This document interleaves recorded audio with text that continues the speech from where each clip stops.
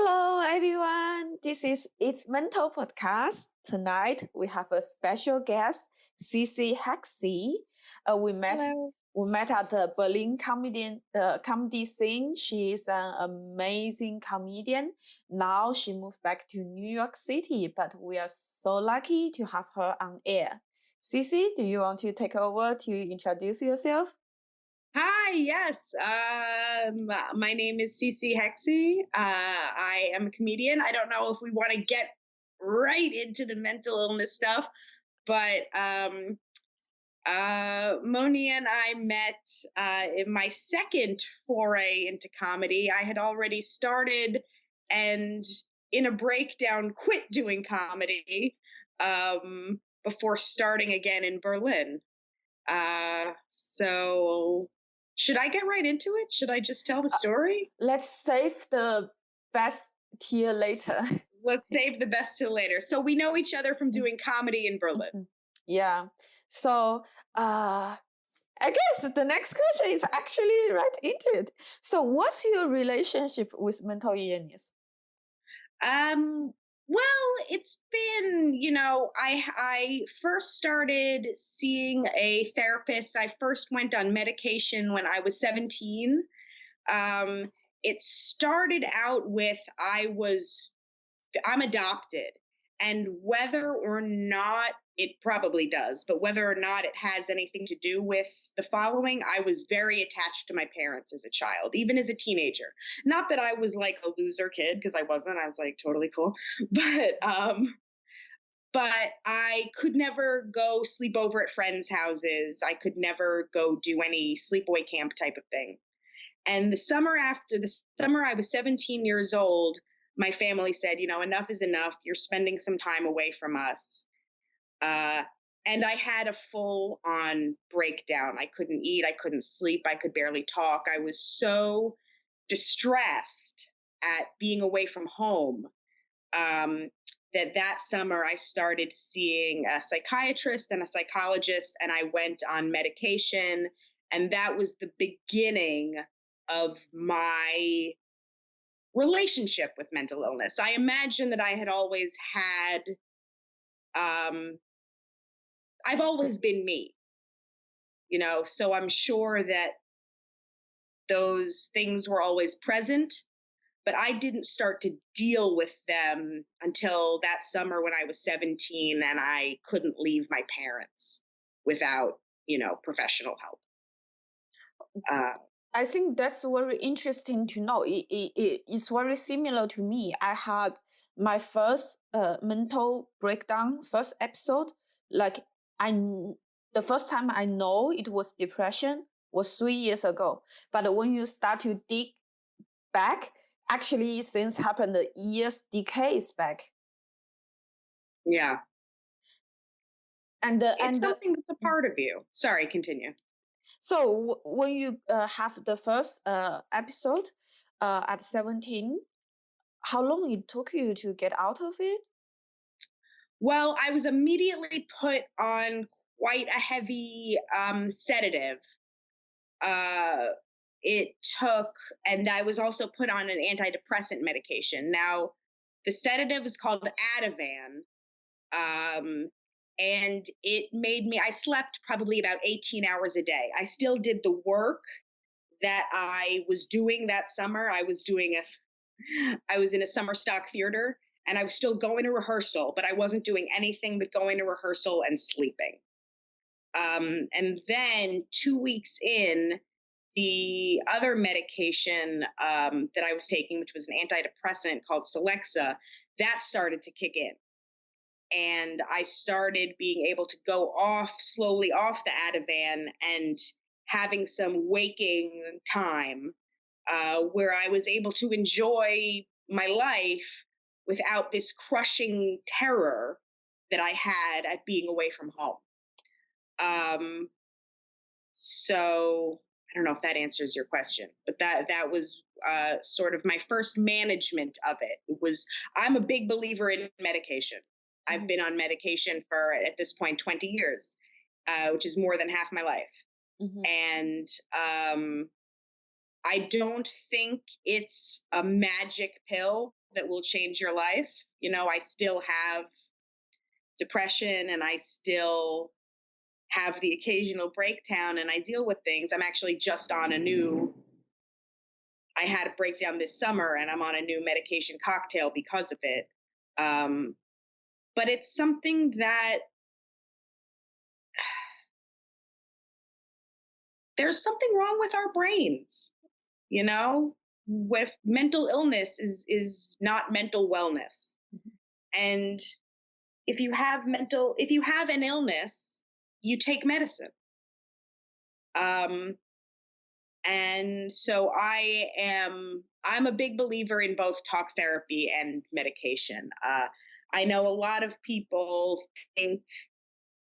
are afraid of medication, think that it'll change who they are. Yeah. And it just doesn't. It doesn't change who you are. It just lets you be well. I think this is really interesting. Actually, I'm thinking about go back to medication very soon. 3 years ago, I had the major episode.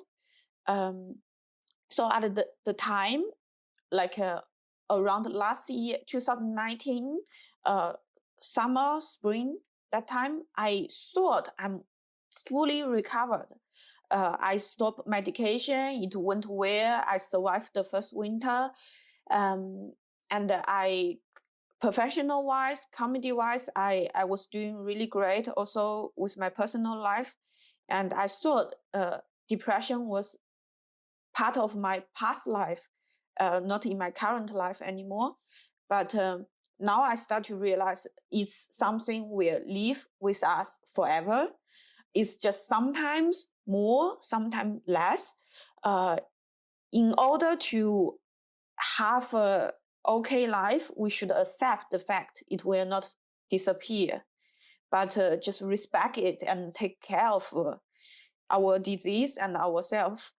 And I had a breakdown recently. Actually, I had multiple small breakdown lately. It's been more and more frequent. In the past, I have a breakdown maybe every 3, 4, 6 months. And in the past 2 months, it's been like every week, sometimes multiple times per week. Yesterday, I had a really, really nice evening. I hung out with friends, had a really nice dinner. I slept well because I took some sleeping medication. Waking up with a fully slept, relaxed body and with the fresh memory from yesterday, waking up, I feel horrible, and I just feel, what's the reason for me to do anything?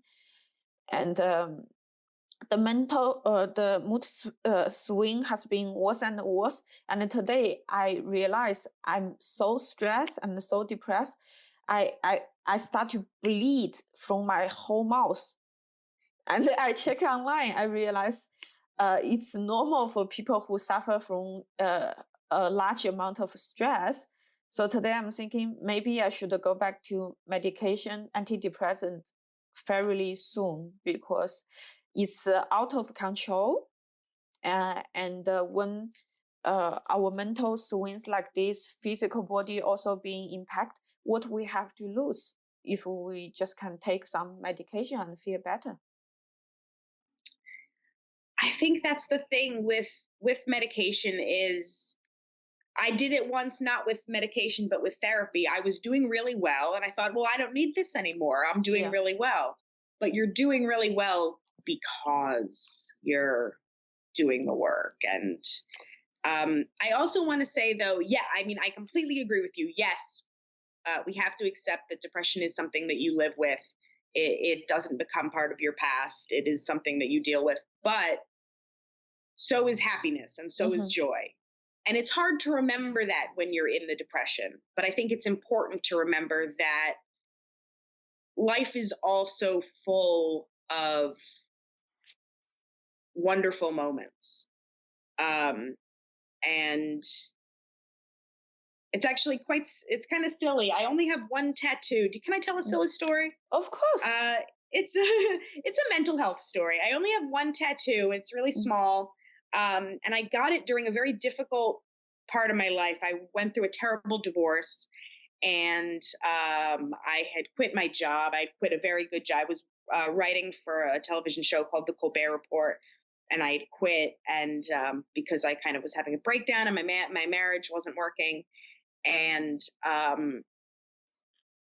this one week, I had this job where I was sent on an assignment to write professionally for money again after I had quit writing professionally for money.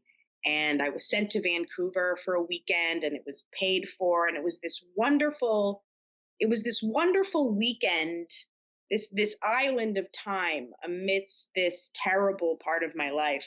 And I got a tattoo to remind myself that things can be good. And every time I look at my tattoo, I remember, I can look at it when I'm doing really terribly, and I can say, yeah, things have been bad before, but things have been good before, and things will be good again. Yeah, I think that's really, really beautiful. Really, thank you for sharing this story. I agree. Life is full of joy and wonderful things. But when we are in depression, it's hard to remember. And I want to comment on the medication again, because from what I learned, depression takes away two things from us. One is the motivation to do things. The other is the ability, the physical ability to feel joy. So it's easy to say medication doesn't work. We can overcome things with our own mind.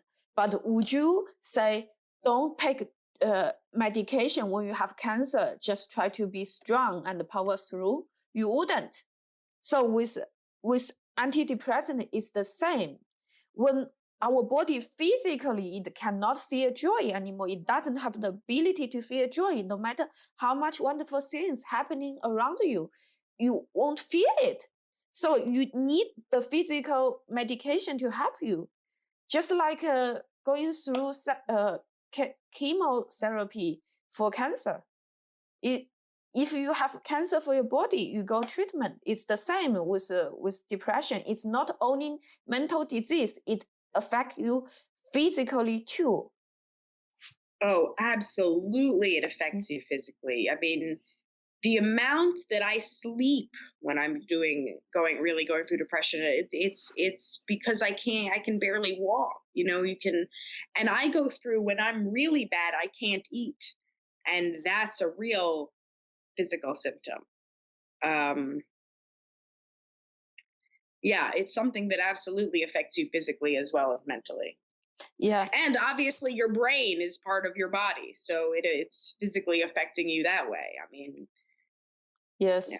So, dear audience, if you are watching this episode and you are still struggling, if you should look for help from psychiatrists, really, please don't hesitate. Go to see a psychiatrist. Ask the expert for opinion. If they say you should take the medication, it's okay to not believe it. Go to see another psychiatrist. See 3 or 5 of them. But if all of them tell you you should use medication, try it. What else you have to lose if you are really dying? Give it a try. What do you have to lose exactly?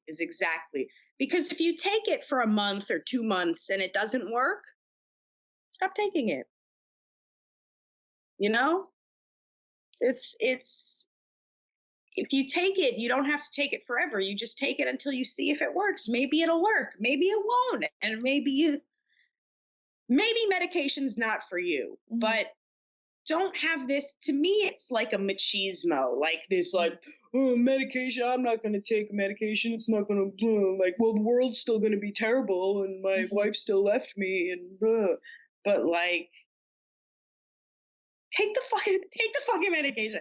I don't know if I'm allowed to swear on this, if you're going to bleep me. It's okay. I mean, to me, it feels a little bit, the fear of the medication. Maybe this is just because of people in my life who I know have refused medication and treatment, is it feels so stubborn and macho. Yeah. It's like they're admitting that they can't.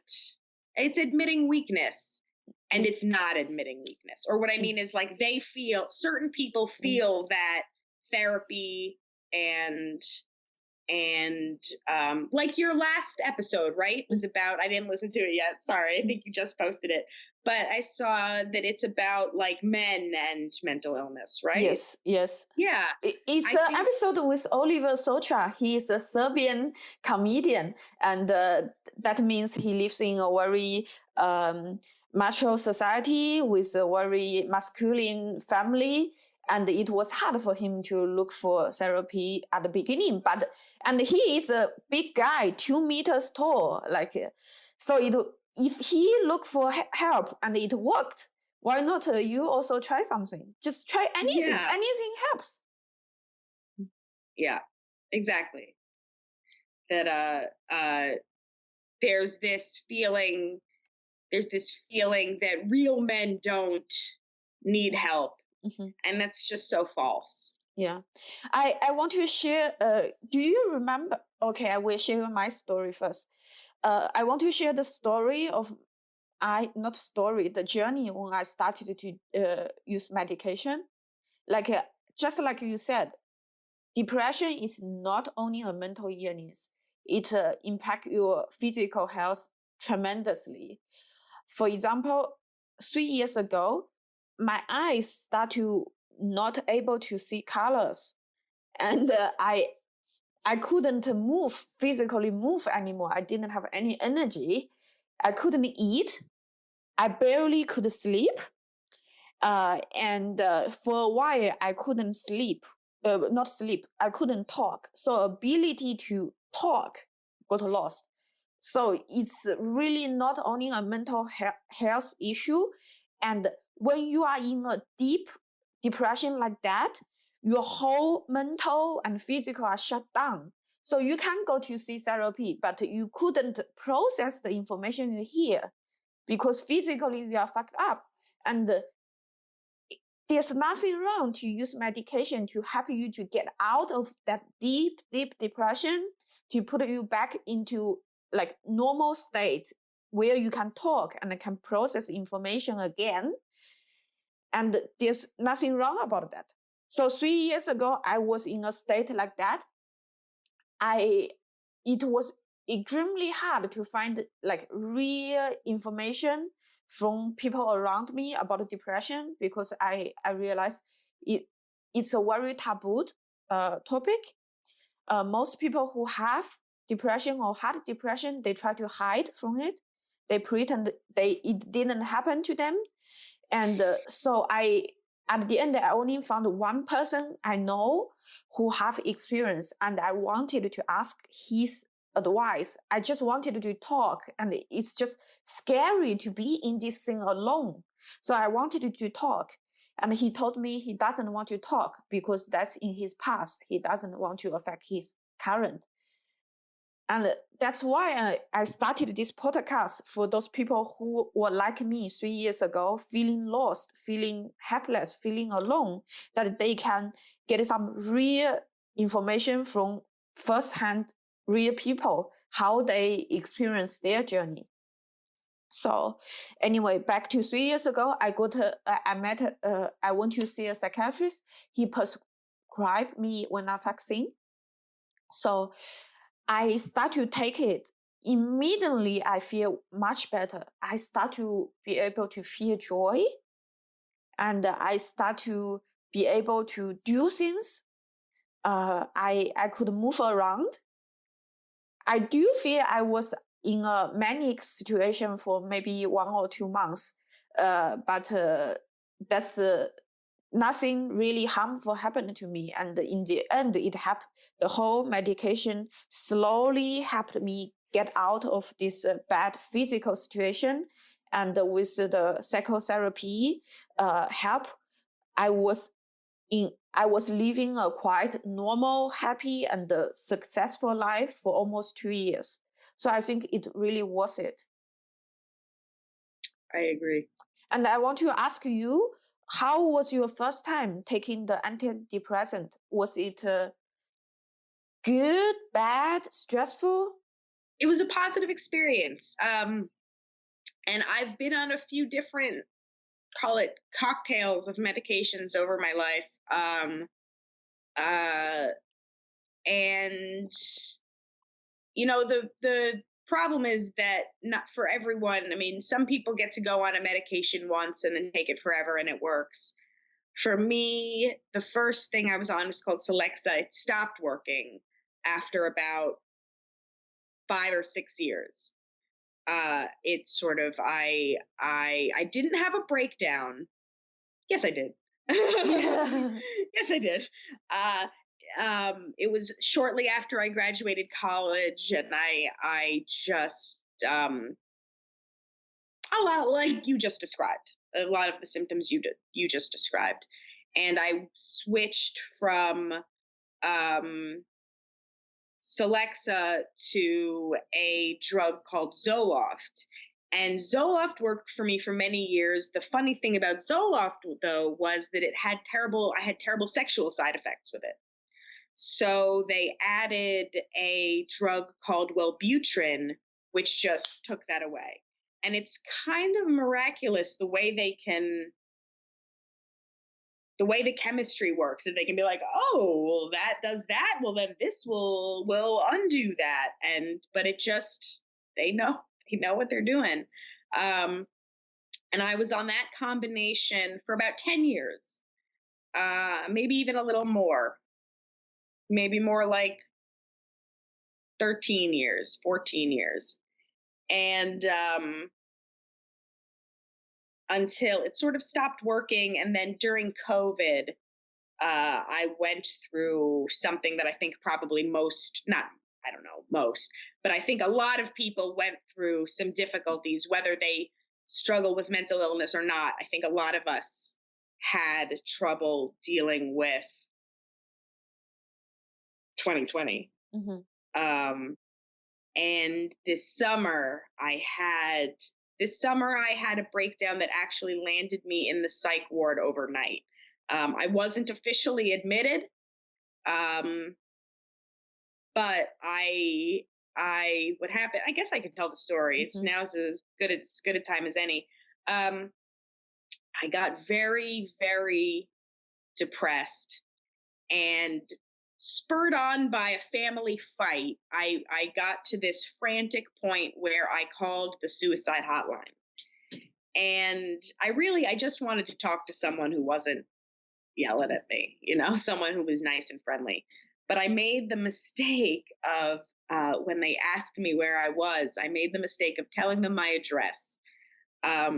So basically what happened was, their job, once you call, is to make sure that you don't kill yourself. And I wasn't going to kill myself. Like I said, I just needed to talk to someone. It was in the middle of the night. I have a therapist, but your therapist isn't a 24-hour, I mean, maybe some of them are if you pay them enough, but I couldn't call mine at like the middle of the night. So I called the suicide hotline, and they called the cops. Mm-hmm. And the cops showed up at my house, and they knew they were going to take me before they showed up. They didn't make it seem like that when they were there. They were, trying to talk to me, trying to calm me down, but they knew that I was getting in the car. And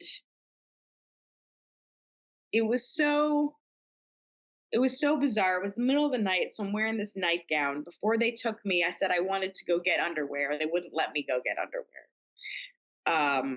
And they take me and they put me in handcuffs, and they tie the handcuffs to a belt, to like this handcuff belt. It's like this medieval contraption.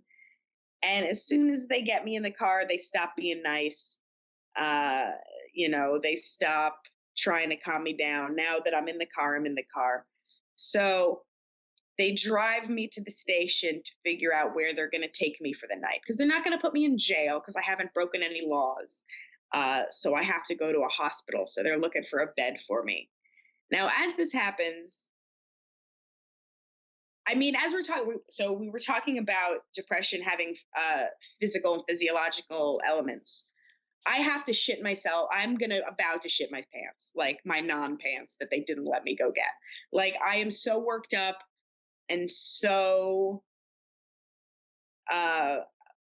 you know, I'm just so worked up. I don't want to use the word hysterical because I think it's misogynist for some reason, but I'm so beyond stable that my guts are in knots.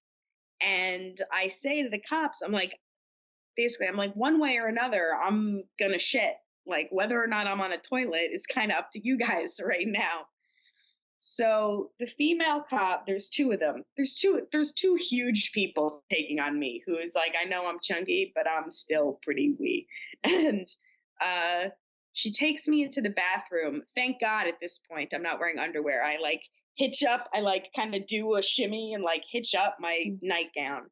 And I shit and I look at her and I'm like, can you uncuff one of my hands so that I can wipe myself? Before she uncuffs me, she says, you're not going to attack me, right? She has a gun. She has a taser. She has pepper spray. I have major depressive disorder. In a fight, she is she's gonna win. I am outmatched. So, it's not a stereotype like, oh, you know, when those people with severe depression, they get a surge of strength. Like, no, that doesn't happen. So they are cops in New York. There are cops, yeah. There are the cops in New York, and I'm at the station, and they're figuring out, and this is all during COVID, and I'm like shitting in the cop station, and they're figuring out where they're gonna take me. So then they finally take me. They find a bed for me in this psych ward where they take away my nightgown because I can like attack someone with it or something or whatever. And they give me these paper clothes that almost immediately rip up the like ass because I'm luscious. And I'm like, how is this better than like, I'm just like walking rape bait. It's really bad. I have notes right here because I don't want to forget any part of this story because it's a fucking story. Right. So I go into this room. I'm sharing a room with like half a dozen other women. And as soon as I walk in, this woman's like, Martha from Riverhead High School. And I was just like, no, I don't know. You think I'm someone that I'm not or whatever. And then someone else walks in the room and she's like, Martha from Riverhead High School. And the person was like, no, whatever. And then she comes, she's like, yeah, you're Martha. She turns back to me and she's like, you're Martha. And I was like, I'm not Martha. And I need to be seen. I just like, whatever. And they come, this isn't funny. This sucks. Tragedy is tragedy plus time equal to comedy. Yeah. I think maybe more time. So I'm sharing a room with these people who are like genuinely, not to say that depression isn't mental illness, but like I'm sharing a room with people who have like broken with reality. And people who are like committed really for their own safety and the safety of others. And one of the things that they do is they take away your phone. So you can't call anyone because you don't have any phone numbers.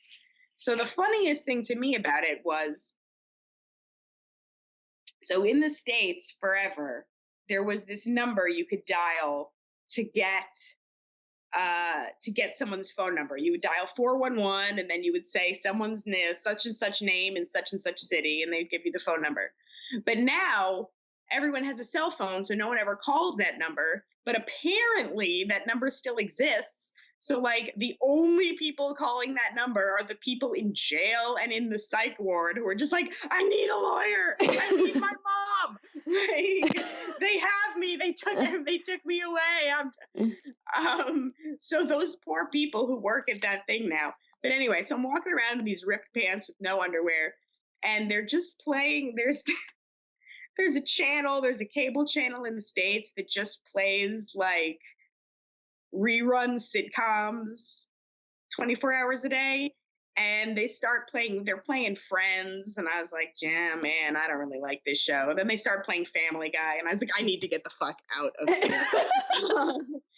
And finally, like after about 18 hours, I finally get in to see a doctor because the United States is a nightmare. And like, yeah, I'm, so no one sees me for ages. And they see me for like 15 minutes and they're like, oh no, you're fine. You're not gonna strangle anyone with your nightgown. Like, we can let you go. So, but the fact that this whole thing was like it was, even though I wasn't committed, and I didn't like have to spend an extended amount of time in the psych ward, it was still this wake up call that it was time for me to change my medication again. Mm-hmm. So I'm just a few months into like yet another cocktail that hopefully will last for a long time. But, you don't know. I'm not naive enough to think that like, well, now we've got it. Like now's the perfect combination and now it'll work forever. It's something that I'm going to have to manage forever. Like diabetes, Yeah. It's just. Yeah. Hard. Just think it as diabetes. If you have diabetes, would people ask you to not take medication, but eat less carbs? Yeah. Yeah. So, but eat less carbs. I think we once talked about that you also have eating disorder. Do you want to talk about it? Sure. Yeah. I developed eating disorders later in life because strange for a variety of reasons. Mainly, I struggle with compulsive eating and overeating. There is a sprinkle of bulimia on for good measure. But my eating disorders, I think, anorexia, bulimia, they get a lot of attention because their victims are hot. That's terrible to say. But like, we kind of glorify, I think there's a little bit of a glorification of there's like, oh, poor anorexic, like if only she were 3 pounds heavier, then she, it's like they're kind of glamorous illnesses, they're model illnesses, they're actress illnesses. Yeah. And they're tragic. Mm-hmm. And I'm a comedian, so I say shitty things and I'm a dick, but like I don't, know people with tragic anorexia are not hot. It's a serious illness. Mm-hmm.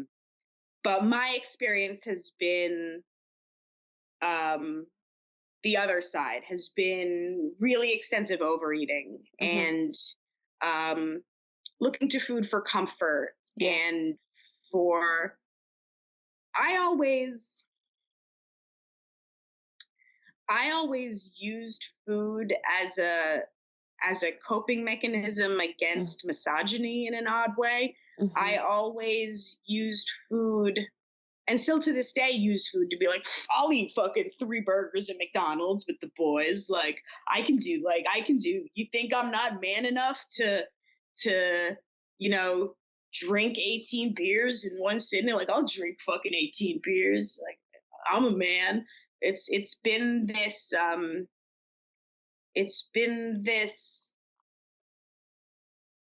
the ability to take down enormous quantities of food and still be thin and hot, like occupied a large portion of my brain. Mm-hmm.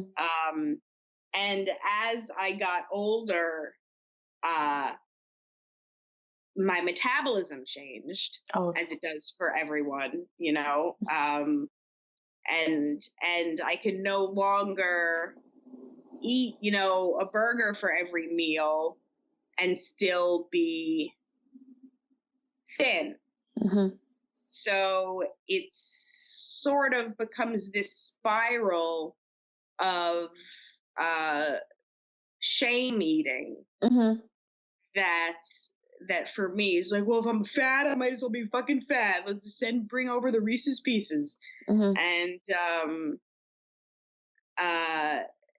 And then there's also this struggle with, you know, body positivity, because Mm-hmm. I want to love my body, and I do love my body, and I think, you know, I still think I'm, you know, deserving of love and all of that stuff. But it's hard to live in a society that values being thin so much and to not be thin. So when did you realize you have eating disorder? I realized I had an eating disorder probably shortly after I got divorced, and I was almost 200 pounds. I don't know how much that is in kilos, but it's plenty. Mm-hmm. And when I was left, eating was this thing for me that I could turn off my brain. I could turn off my depression. If I was eating, all I was thinking about was the food and how the food was delicious. I was also never the kind of person that would I won't just eat a bag of corn chips, but I will spend my fucking paycheck at a steakhouse, you know, and I'll eat and eat and eat and eat. And as long as I am masticating and there's food going down my gullet, I feel like that's the only thing in the world. And my overeating was a way to like shove out. It was a it was an unhealthy coping mechanism for my depression, is really what it was, or what it still is. But I'm really trying to. So at the moment, I'm really trying to manage it. You only realize it after your divorce, but after you realize it, do you see pattern before that? It already actually with you? Absolutely. I started to look back on my life and see. I think my first overeating, my first real, call it a marathon overeating, was going out to dinner with my parents and their friends kids. And all the kids were boys, and they said that they were in an eating club that I couldn't join because girls couldn't eat as much as boys. And I remember eating so much and making myself sick and saying like, so can I join your club? Can I join your eating club? And they were like, there is no club. You're disgusting, you know, and just making fun of me. I'm so sorry. Like that. It's okay. I mean, it's like 30 years ago. No, not 30 years ago, but it's a good long time. It's like 25 years ago at this point. You know, but it did make me internalize this sort of like, women can't win when it comes to food, because we're expected to be able to like throw down with the burger, but then have it not show up on our bodies. So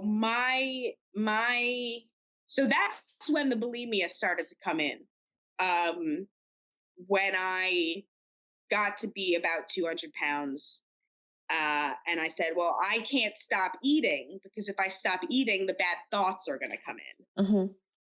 You know, as long as I'm eating, I'm not getting divorced. I'm eating, you know, all I'm doing is eating. I'm not getting older. I'm not getting divorced. I'm not looking for a job. I'm just eating. So I wasn't about to get rid of the eating, but I didn't want to be 200 pounds anymore. So I started eating and then throwing up. Was it the first time you started throwing up?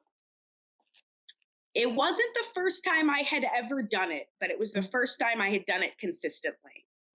I had done it in the past, but isolated. sort of flights of fancy, like maybe I'll be bulimic. Oh no, this is terrible. I'm not going to keep this up.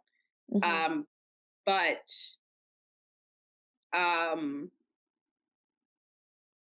yeah, and that's another thing. People think of eating disorders as like things that happen to teenagers. And it didn't happen to me as a teenager. It happened to me as like a grown woman.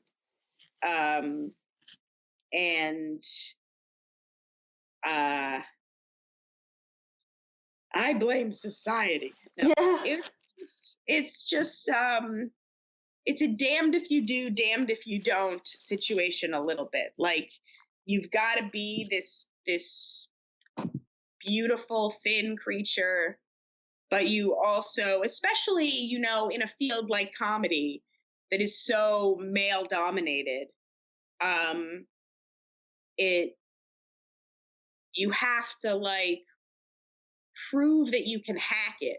And even if it's not explicitly stated, like you have to prove that you're man enough, it's like you have to prove that you're tough enough. You have to prove that you're all these other adjectives that are commonly associated with masculinity. So like, yeah, there would be these, I mean, there are, I can think of times in Berlin where it would be like after a show and, you know, 3 of my male comedian friends would be going to McDonald's and they'd ask me if I wanted to go. And it wasn't as easy as yes or no in my mind. It was like, yeah, you have to go because you have to show them you can go. No, you can't go. Remember, you're trying to lose weight. Like, okay, but you can go, but then you just throw it up. No, you can't go and then throw it up. That's not healthy. You know, so just the simple question posed by 3 innocent people who are just asking me if I want to go with them becomes this huge psychological stone that I have to carry. And then maybe I'll make it as far as McDonald's and I'll get into the McDonald's and be like, I have to go. I can't do this. You know, the weight of food, to use a pun, is an enormous psychological burden for me. Yeah. I don't know for other people, but for me, every meal, every time I have to eat, there's not a panic attack, but the seedlings of a panic attack. You know, it's yeah. So over the years, have you developed some mechanism to cope with your relationship with food? The sad answer is not really. I'm working on it now. I have very recently started seeing a nutritionist, and she has been talking to me a lot about thinking about fullness and hunger, eating when you're hungry, not eating when you're not hungry. She's been talking to me about body positivity and accepting, trying to not place a high value on an unreasonable standard of beauty. But I don't really have a coping mechanism yet. I am still very much, I'm still very much in the thick of that battle. Do you want to hear some of my tricks? Absolutely. So with eating disorder, I only realized I have it also 3 years ago when I started to go to see therapists. But I had it since very young because my family was very poor and they never have time. My mom never has time for me. So the only joy I can ever got was food. I had no friends. I had no family support. School teachers, they bully me. So I always, and for example, in summer, if my mom go out to hang out with her friends, she would just give me 20 RMB for me to buy a whole roasted chicken and to eat the whole day as a child. So I remember that often I eat until I puke, and my mom wouldn't even know it's it's a bad thing, she would make fun about it. Say, oh, Moni likes to eat so much, she always puke. And then it was puberty in China. Women have very strict standards on their body weight. So since I was like 13, I was trying to lose weight. Then in China, there are lots of like magical diet. It's like, oh, you can lose weight as long as you only drink this magic soup for 7 days. And this magic soup is, you can put any vegetables in it. And you can eat as much as this soup as you want. And in 7 days, you magically lose weight. And now I was like, fuck, of course, you give me nothing but water and vegetable for 7 days. Of course, I lose weight. And then there's some like a magical diet, like apple and egg, magical diet.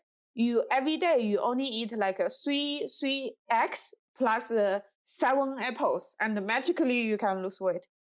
And now it's looking back, I was like, this is a confirmed path to eating disorder. But in China, people don't know, and they thought it's normal to girls should be super harsh on their body. So the more I was on want to lose weight, the more I eat more. So it's a vicious circle. And 2 years ago, I realized I have eating disorder, and I start to be more focused, like putting more attention on it.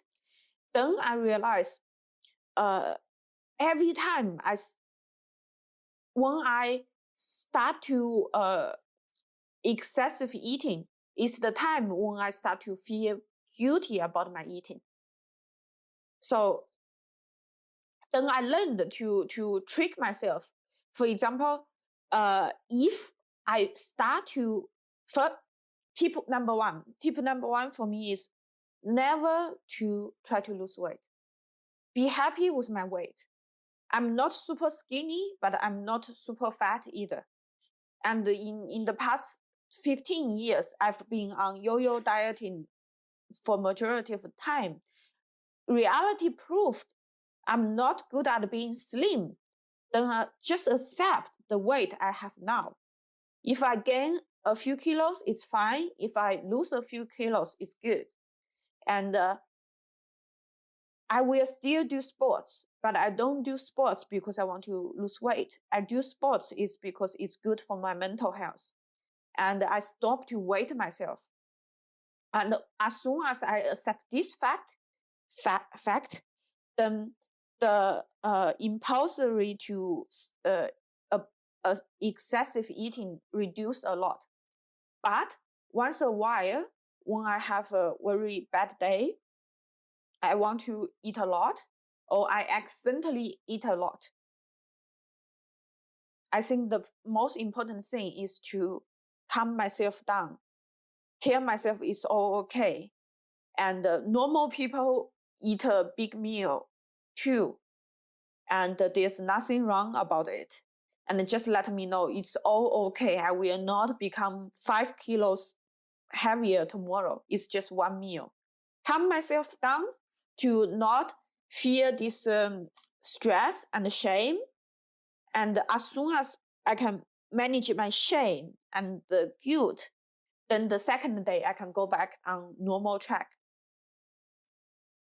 I think for me, the key is to first, not try to lose weight.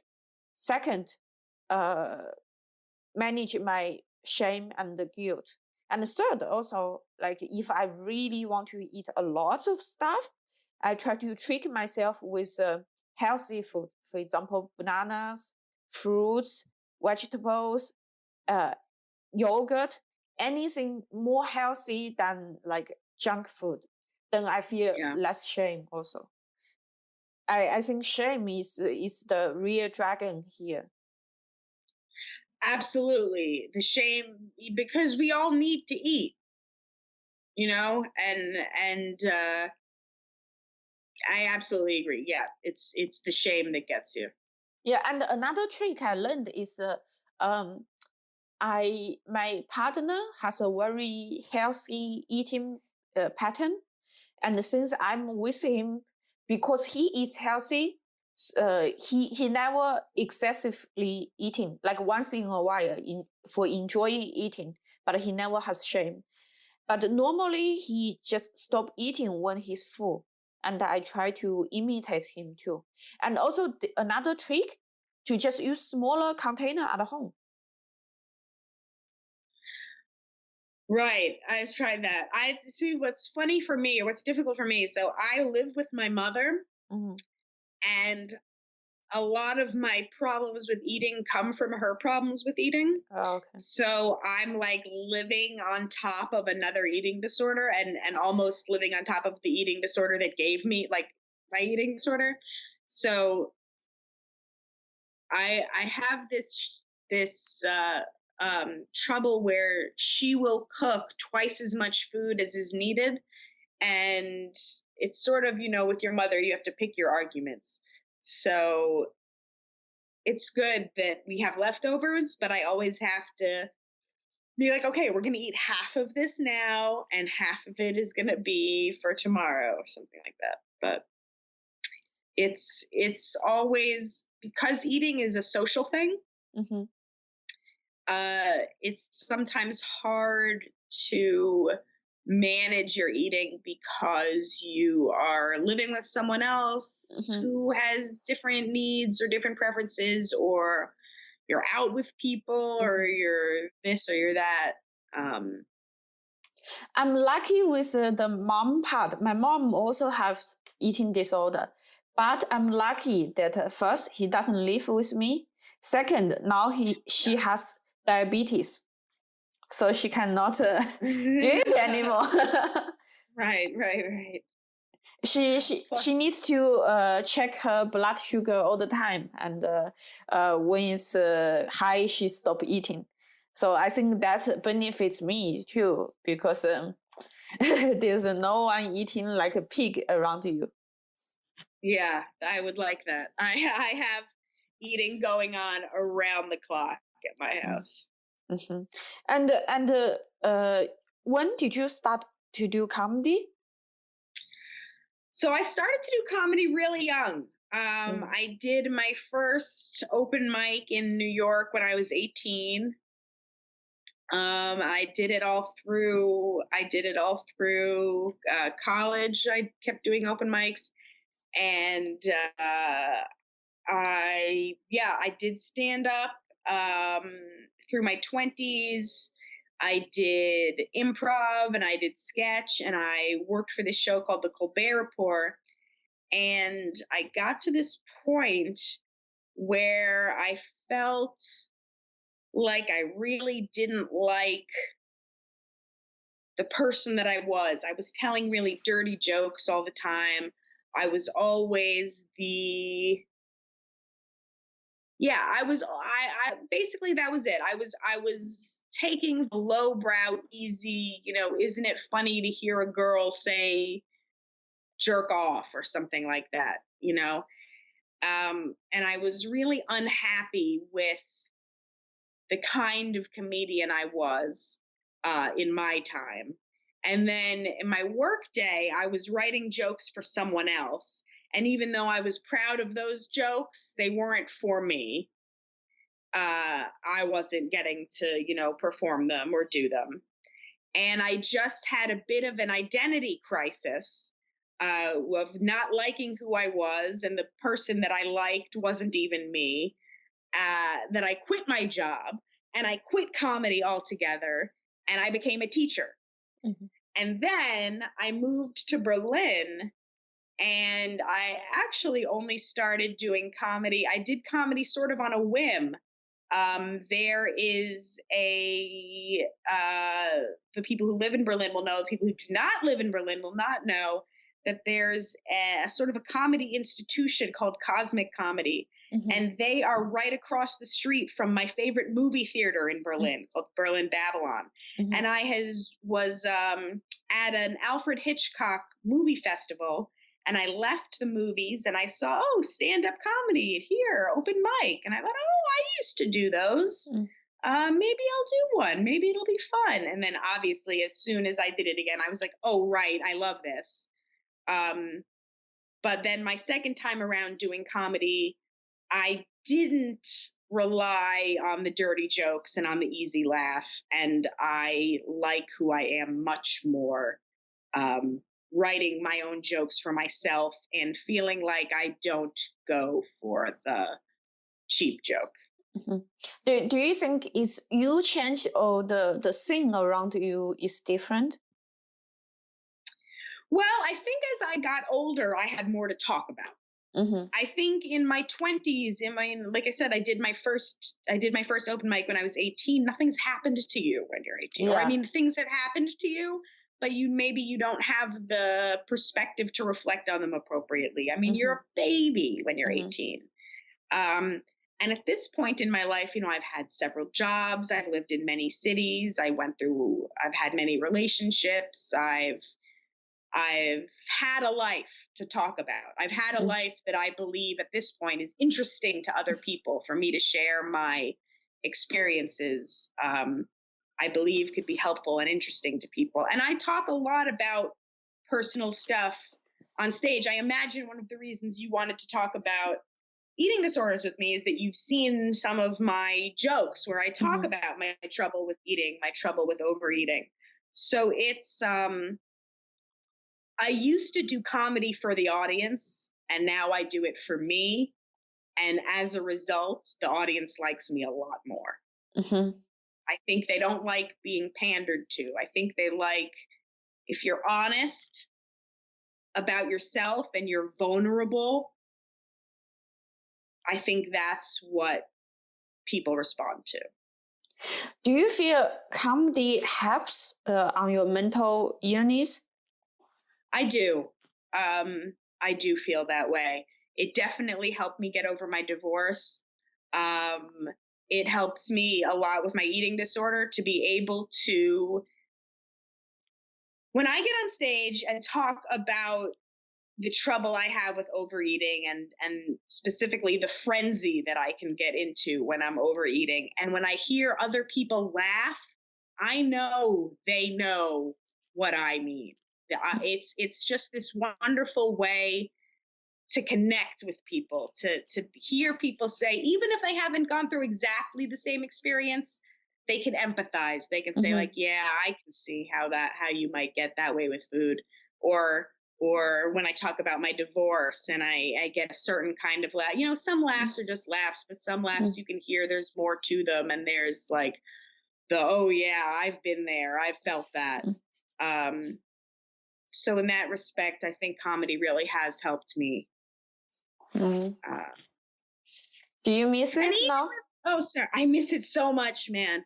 I miss it so much. I haven't been on a real stage. I've done a couple of Zoom shows and like other online type shows, but I haven't been on a real stage since March, and it's terrible. Even just to vent your frustrations, I think it's nice. If you have a bad day at work, you don't just have to go home and sit in your bad day.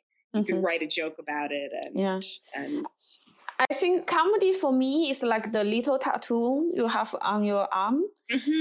Like I struggle with self-esteem and self-doubt. But every time when I'm really, really feeling down, I just listen to one of my recordings and listen to the laughs I got. Because the laughs cannot lie. If you are funny, they laugh. If you are not funny, no one can force them to laugh. So if it's so loud, that means I was good. I am talented. I'm not a piece of garbage. Life is worth living. That's a great way to say it. The laughs cannot lie. It's so true. Because it's a natural, it's an involuntary physical response. Laughter. And yeah. I miss it, man. Yeah. Also, please. Oh no, sorry. Continue. Oh, I was just going to say also, like, when you talk about coping mechanisms and to ground yourself when you're having, maybe not, because not every breakdown is a breakdown. You know, some breakdowns are like mini breakdown, or like bad days, bad experiences that you have to get the taste out of your mouth. And for me, I have, you know, a handful of favorite comedy albums.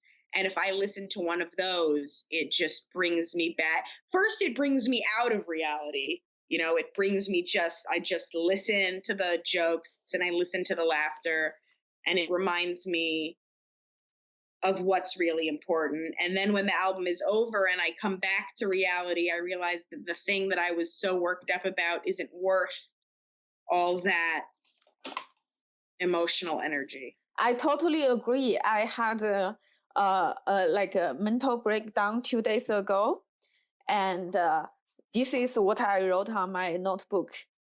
I was writing, I think everything is collapsing.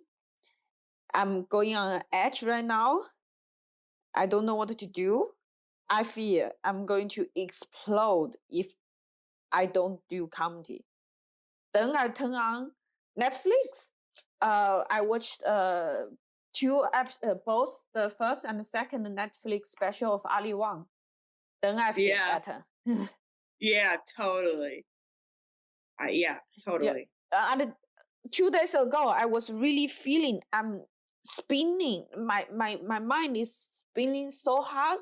I was going crazy. And at that moment, I thought owning comedy can help me. I miss it so much, dude. I really hope next summer, I can see you in Berlin again. Yeah, I'm hoping this summer 2021, I'm going to be for like 8 weeks is my hope that I'll be out there. I hope it starts up in New York as well, though, because in theory, I'm supposed to be doing it here too. But yeah, I miss Berlin. I miss Berlin like crazy. Me too. I miss Berlin without the quarantine. Right. That's what I mean. Yeah. So speaking of great comedy specials, do you have one to recommend if some audience now is experiencing some dark times? What's your favorite comedy special for our topic? For our topic, my favorite comedy special is Gary Gulman. The special is called The Great Depression. Wow. It is about mental illness. Very specifically, it's about one of his recent struggles. He talks a lot about a stay in a hospital. He talks about getting electroconvulsive therapy. And he talks about his struggles, like a lot of what we talked about, the struggles that he had before he realized he had struggles. He talks about his childhood as someone with depression, not knowing what depression was. And it's so funny, and it's about such a tough topic, and it still manages to be so funny and so joyful and quite moving. And I've been recommending it like crazy to anyone who will listen to me. It came out earlier this year. Oh my God. It sounds exactly like the kind of special I want to write. Oh my God, he took my idea. I think he wants you to write it too. I think we can't have too many. I don't think there's such thing as too many comedy specials about mental illness. I think we need all of the ones we can get. Yes. But I really do strongly recommend it. What's the name again? The name of the comedian is Gary Gulman, Gulman.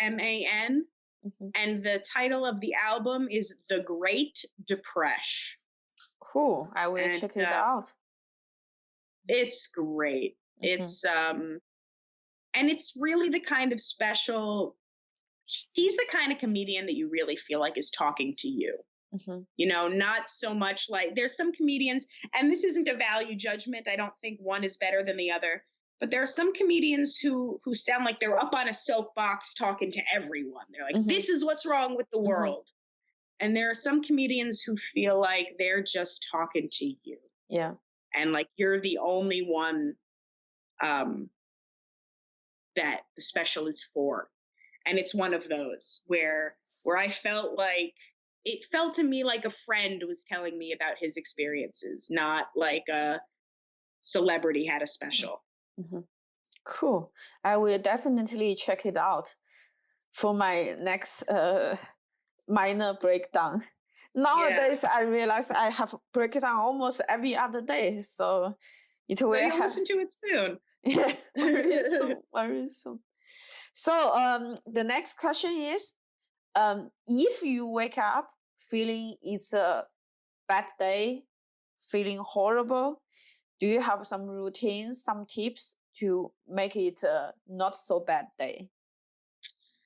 All my tips and my routines are very, I was raised by the television. I take great comfort in television episodes from my childhood, especially Seinfeld and the old Simpsons episodes.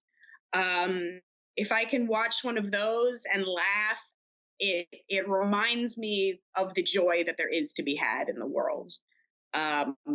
If I can take that 20 minutes, 22 and a half minutes, or however long an episode of American television is, to just leave my troubles by my side and engage with the comedy and with the story, and just let that all take over for me. Mm-hmm. That really helps me. When the episode is over, I feel much more grounded, much more connected to a manageable reality. If I let me put it this way, I take a brief chunk of unreality, mm-hmm. and it helps me connect back to my reality. Very philosophical. Okay, our last question of this episode. I think there are some audience watching this, they are actually also experiencing the mental illness themselves. If you can say one thing to our audience, what would you tell them? Hold on. Just hold on. Hold on. Don't let go. It will get there. Hold on. Thank you. I need that. Oh. Yeah. Hold on. We're all here for you. I mean, if I can say more than that, we'll all get through it together alone, but mm-hmm. alone together. Mm-hmm. And hold on. Cool. Thank you so much to be on this podcast. Thank you so much for having me. It's just so wonderful. Mm-hmm. I hope with this show we can actually help a few people, if not the audience, because I currently don't have audience. So if not the actual audience, at least we can help each other by talking it out. Absolutely. Yeah. Absolutely. So this was so wonderful. I think so too. Okay, let's wrap it up. Dear audience, I hope you enjoyed this show. If you liked the show, please leave us a comment about what you think. Do you have experience with eating disorder or depression? Are you on different medications? What type of medication you are on? Just leave us a comment below. And most importantly, I hope you have a great day and hold on. And stay alive. Stay alive. Hold on. Stay alive. Cool. Thank you so much. Bye-bye. Thank you. Bye. Bye.